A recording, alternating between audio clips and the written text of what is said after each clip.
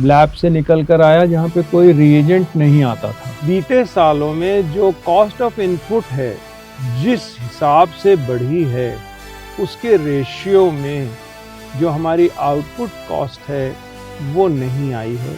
इस वजह से किसान ज़्यादा परेशान। बिना गोबर के सब गोबर है बेटा।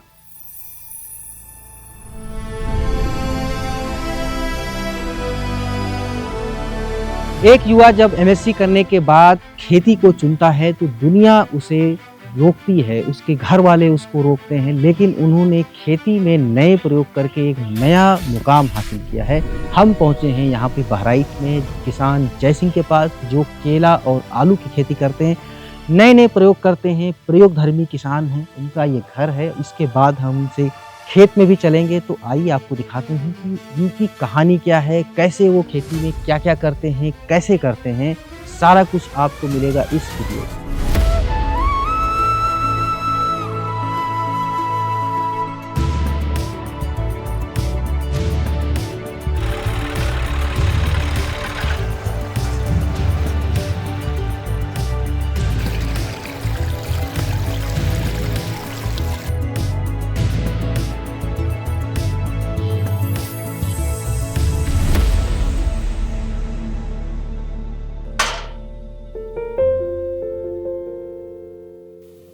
नमस्कार सर। नमस्ते, स्वागत है कैसे आपका किसान के घर पे। सबसे पहले जानना चाहेंगे आपकी एज क्या होगी? सर मेरा ये 76 ईयर है। 76 ईयर के जवान हैं, किसान। ये आपकी ये एनर्जी देख के लगता है कि पूरा दिन आप प्रभु की कृपा ईश्वर है, से- ये प्रभु की कृपा है, ये प्रभु की कृपा है। जी। एक किसान का परिचय क्या है? एक हाईटेक किसान, एक प्रोग्रेसिव किसान। मेरी ट्रेनिंग चूँकि एज ए केमिस्ट, बायोकेमिस्ट थी, एज ए साइंटिस्ट थी, और मैं ऐसे लैब से निकल कर आया जहाँ पे कोई रिएजेंट नहीं आता था। वहाँ पे इंग्रेडिएंट मिलते थे और आपको स्वयं रिएजेंट बनाने होते थे। तो वो मेरे साथ हमेशा रहा।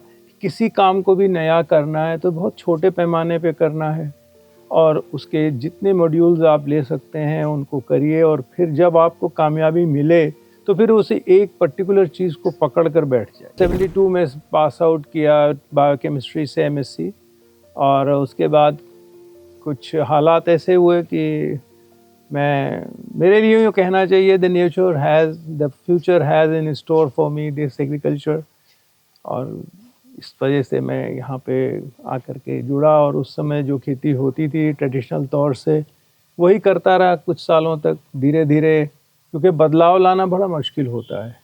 उस समय गन्ना होता था या धान होता था थोड़ा बहुत, या जो भी इस तरह की फसलें होती थी। एक खेत में 5 क्रॉप बोई जाती थी, अरहर, मक्का, पटुआ, और उसके साथ में बाजरा या लहरे की चरी एक साथ बोई जाती थी। जब एक निकल जाती थी दूसरी रह जाती थी। किसान ने अपने आप को खड़ा किया। आपने एमएससी के बाद खेती चुनी। अपने बच्चे को आप कहाँ देख रहे हैं? उनको कैसे इससे जो एसोसिएट मेरा करें? रोल था एज ए पेरेंट, पहली कि यह है आपका रोल कि अगर आपको प्रभु ने बच्चे दिए हैं तो आप उनको एक अच्छा नागरिक बनाने के लिए अपना प्रेरणा खुद दीजिए। और दूसरी चीज़ ये है कि उनको बहुत अच्छी, जो आपकी जेब अलाउ कर सकती है, वो एजुकेशन दीजिए, क्योंकि एजुकेशन से ही सारे दरवाजे खुलते हैं और वो खुद अपना निर्णय ले सकने की उनमें सामर्थ्य और शक्ति आ गई कि वो खुद के लिए क्या चाहते हैं। तो आपके बेटे अभी कहाँ पे हैं? थोड़ा सा परिचय देंगे? जी, मेरे पास 2 संतान हैं। एक बेटा है और एक बेटी है। बेटा इस समय बॉम्बे में है और पीछे वो 10 साल यूएस में था। एक बेटी जो है वो कैम्ब्रिज विश्वविद्यालय इंग्लैंड में प्रोफेसर है, कि शायद ये उनके भाग्य से था कि वो अच्छी एजुकेशन पास। लेकिन एक पिता की भी मेहनत है कि आपने सोचा होगा कि ये किसान मगर इस पे किसी को लंदन में रखता है, कोई अमेरिका में रहता नहीं, मैं किसी को कोई रखने वाला नहीं हूँ, रखने वाला वो है। इसी मिट्टी से करके एक किसान अपने बच्चों को फॉरेन भेजता है। वहीं पे हम देखते हैं कि कुछ किसान ऐसे हैं भारत में जो जिनके बच्चे खेती को करना नहीं चाहते, छोड़ना चाहते हैं। वो माँ बाप ही कहते हैं कि नहीं खेती मत करो, खेती में घाटे का सौदा है? देखिए, उसकी वजह यही है, माँ बाप में से मैं भी यही कहता रहा हूँ कि भाई आप लोग अपने लिए जो चुनना है सो चुनो, क्योंकि हर काम में जिसमें आपका दिल लगा है, मन लगा है, वही सबसे अच्छा होता है। और अगर आपका कोई काम बिना दिल के, बिना मन के हो रहा है, तो शायद उसमें आपको शांति कभी नहीं मिलेगी, सुकून कभी नहीं मिलेगा। क्या क्या कर रखा है? गन्ना, मटर, चना, गेहूँ, मसूर, लहसुन, प्याज, अदरक, हल्दी, कितनी चीज़ें गिनाऊँ आपको कि जो ना की हों। और सबसे ज़्यादा अच्छी कौन सी लगी? केला। देखिए, मैंने दृष्टिकोण जो बदला तो ये समझ में आया कि पर यूनिट एरिया या 1 एकड़ को अगर हम 1 यूनिट मान लें, उससे टोटल आपकी पैदावार क्या हो रही है in terms of rupees, in terms of currency, क्या वापसी हो रही है। अगर आप ये समझ रहे हैं कि उससे एक्स वापसी हो रही है, तो उस पे जो परसेंटेज ऑफ प्रॉफिट होगा वो उसका 20% हो सकता है, 30% हो सकता है, 50% तो हो नहीं सकता।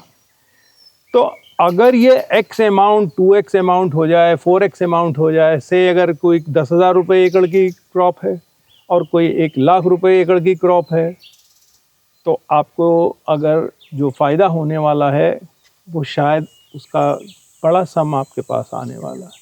और इसी दृष्टिकोण को रख के ये धीरे धीरे मेरा आलू की तरफ और केले की तरफ को रुझान गया। आलू और केला का कॉम्बिनेशन, ये क्या एक साल में 2 फसलें हो जाती हैं? जी नहीं, ये 2 साल में 2 फसलें हैं। खेती के 3 बेसिक नियम हैं, वो नहीं बदलेंगे और ना वो बदलेंगे। Number 1, levelling is half farming. आपने ज़मीन समतल कर ली तो आधी खेती कर ली। Number 2, try to improve and conserve the soul of the soil, that is the organic matter, that is humus. बिना गोबर के सब गोबर है बेटा। नंबर 3, कितना बढ़िया बात की है, बिना गोबर के सब गोबर है। जो मेरे ये शब्द मेरे नहीं है, मेरे गुरु के हैं और बड़े वो साफ बोलते थे, मैं उन्हीं की भाषा बोल रहा हूँ, क्षमा चाहूँगा। नंबर 3, क्रॉप रोटेशन, फसल चक्र। तो उनका कहना था कि अगर तुमने ये 3 बेसिक्स कर लिए हैं तो 90% काम कर लिया। अब जो 10% बचा है वो अपने एफर्ट से, नफ़ा नुकसान से जूते खा के सीख जाओगे। अभी आपके पास कितने मशीनरी कितनी है, कितने ट्रैक्टर हैं?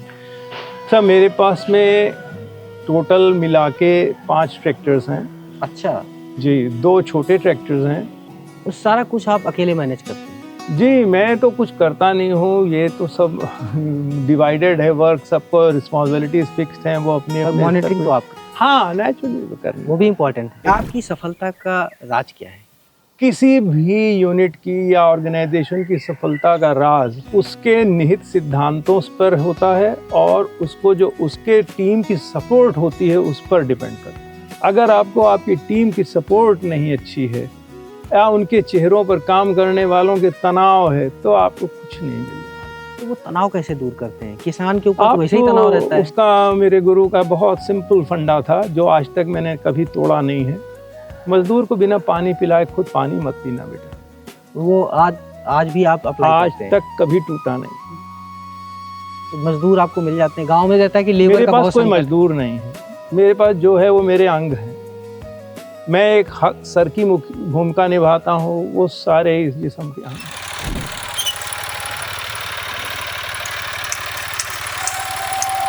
तो अब हम आपके खेत चलना चाहेंगे। चलिए। ये आपका पूरा यहीं से शुरू हो जाता है? ये पूरा यूनिट जो है वो सब उसी का हिस्सा है। अच्छा, जी, टोटल जी। कितने एकड़ है? ये टोटल मैं जिस पे काम करता हूँ 55 एकड़ है, 54-55 एकड़ है। तो 55 एकड़ में कितना आलू होता है, कितना? ये 2 पार्ट्स में डिवाइडेड है। पार्ट 1 साल आलू होता है, 1 साल केला होता है।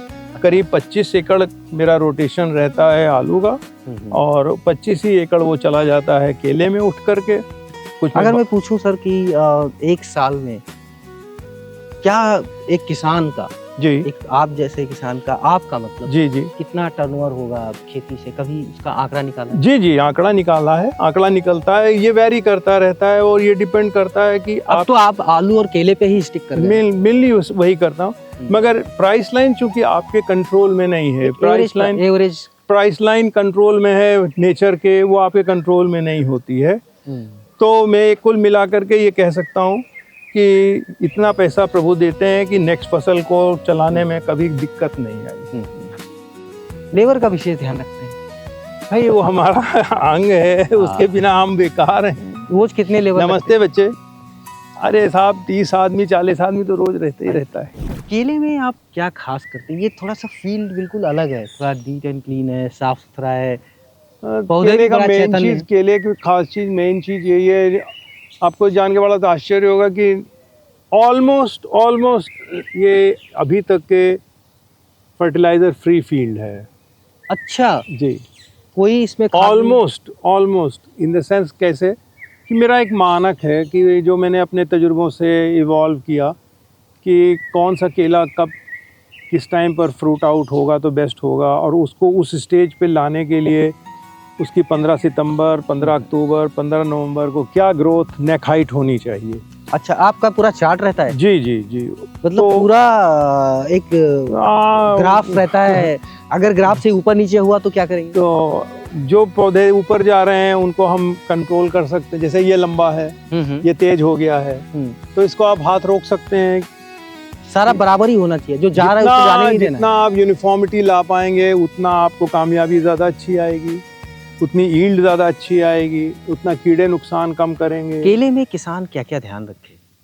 पहली चीज़, सबसे पहली चीज़ तो है कि उसकी नर्सरी का सोर्स जो होना चाहिए वो बहुत अच्छा होना चाहिए और ईमानदार व्यक्ति से नर्सरी लेनी चाहिए। दूसरी चीज़ कि उसके जो जड़ों का विकास है, जो उसकी प्राइमरी हार्डन नर्सरी आई है, सेकेंडरी हार्डन, वो बहुत अच्छा उसका रूट जोन स्ट्रक्चर बन गया हो।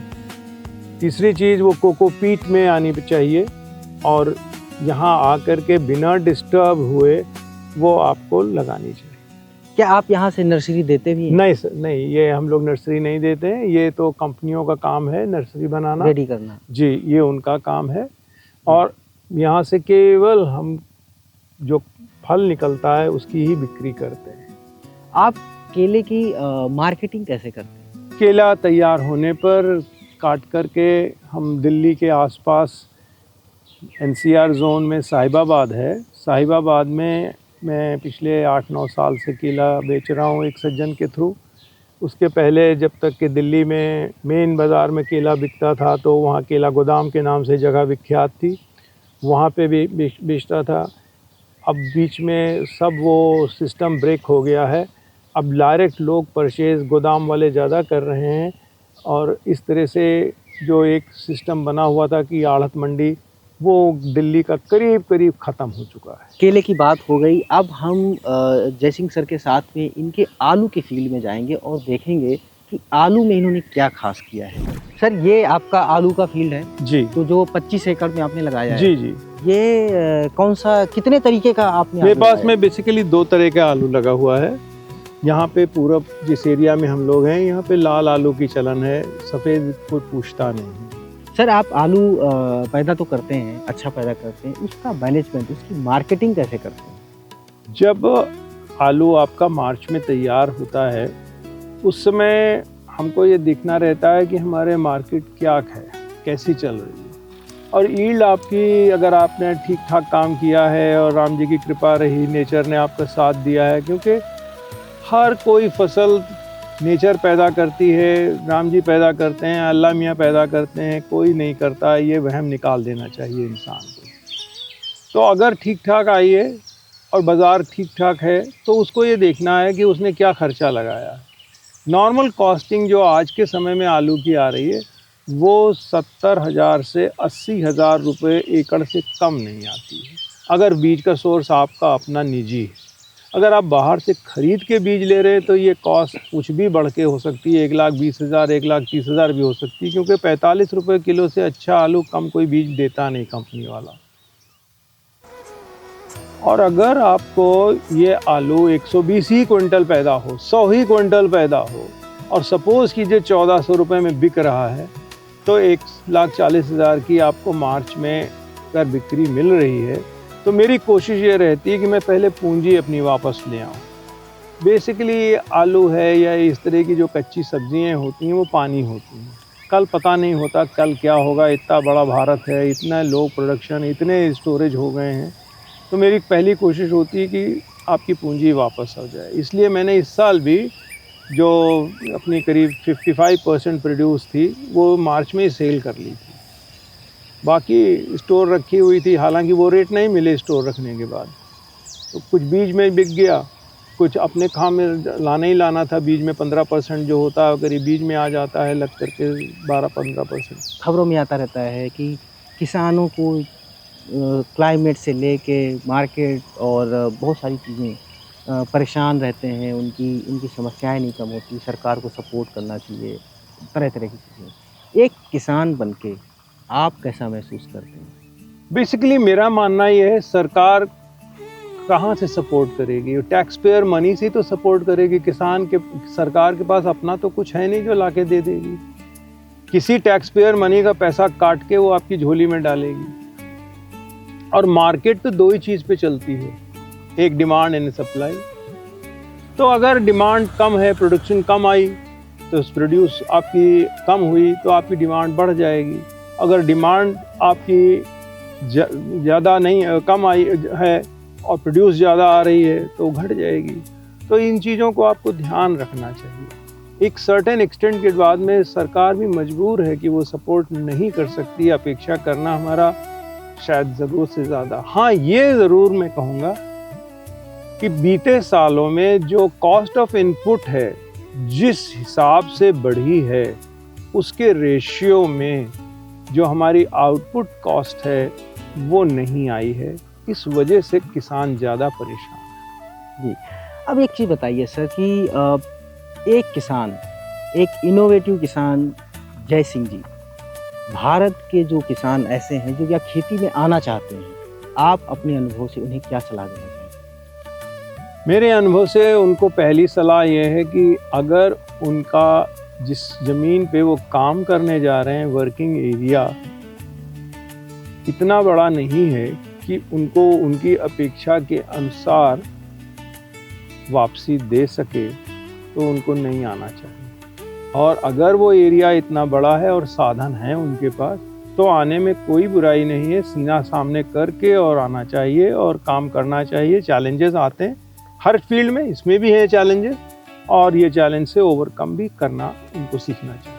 सर, भारत के 90% जो किसान हैं, मार्जिनल फार्मर्स, सबके पास 50 एकड़ नहीं होता है, 2 हेक्टेयर के आसपास ज़मीन होती है।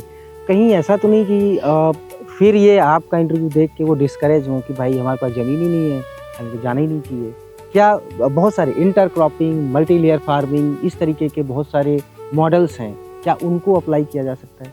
किसी भी चीज़ को अगर हम बहुत ज़्यादा मल्टीप्लाई कर देंगे करने के लिए, तो उस चीज़ का प्रोडक्शन इतना ज़रूरत से ज़्यादा आ जाएगा कि वो चीज़ की फिर अहमियत ख़त्म हो जाएगी। बागवानी की जो फसलें हैं वो दानों की फसलों से कहीं बेहतर हैं और कहीं बेहतर रिस्पांस देंगी।